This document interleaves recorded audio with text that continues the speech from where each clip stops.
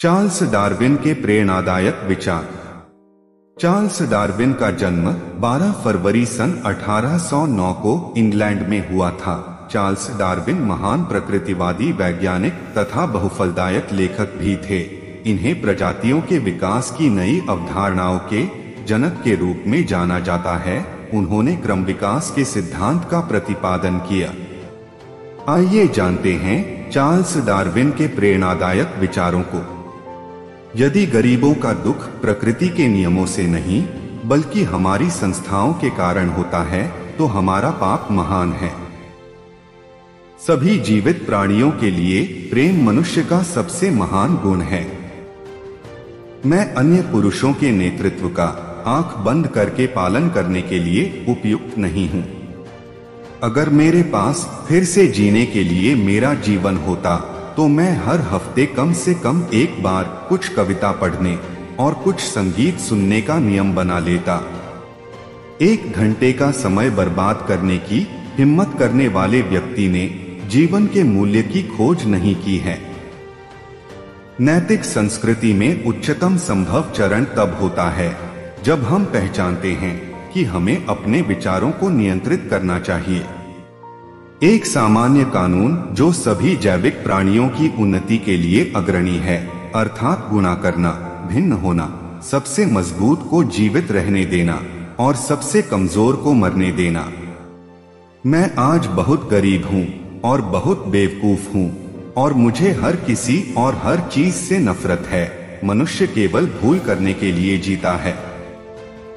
मनुष्य केवल अपने भले के लिए चयन करता है। प्रकृति केवल उस सत्ता के लिए जिसे वह पसंद करती है। विचारों की स्वतंत्रता को पुरुषों के दिमाग की क्रमिक रोशनी से सबसे अच्छा बढ़ावा मिलता है जो विज्ञान की प्रगति से होती है। मनुष्य अपने अहंकार में खुद को एक महान कार्य समझता है जो एक देवता के हस्तक्षेप के योग्य है, अधिक विनम्र, और मुझे विश्वास है कि उसे जानवरों से बनाया गया है। मनुष्य और पशु में सुख दुख और सुख दुख को अनुभव करने की क्षमता में कोई मूलभूत अंतर नहीं है। जिस औरत को सेक्स नहीं मिलता वह हमेशा मुरझाई हुई लगती है। किसी त्रुटि को समाप्त करना उतनी ही अच्छी सेवा है जितनी कभी कभी एक नए सत्य या तथ्य की स्थापना से भी बेहतर। हम यहाँ आशाओं या भय से संबंधित नहीं हैं, केवल सत्य के साथ, जहाँ तक हमारे कारण हमें इसे खोजने की अनुमति देते हैं। सभी चीजों की शुरुआत का रहस्य हमारे द्वारा अघुलनशील है और मुझे अज्ञेयवादी बने रहने के लिए संतुष्ट होना चाहिए। वृत्ति का सार यह है कि यह तर्क से स्वतंत्र रूप से अनुसरण किया जाता है।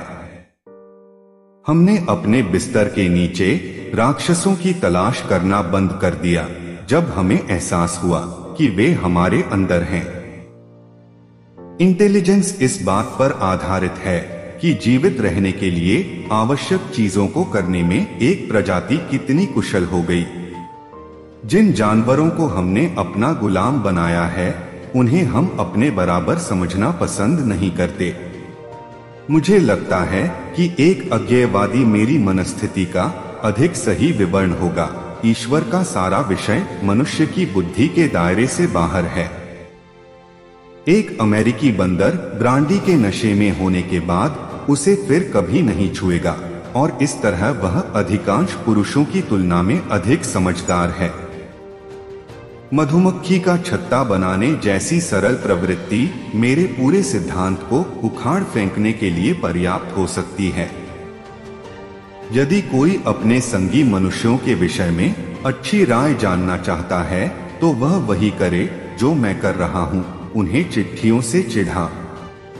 एक वैज्ञानिक व्यक्ति के पास कोई इच्छा नहीं होनी चाहिए, कोई स्नेह नहीं होना चाहिए, केवल पत्थर का दिल होना चाहिए।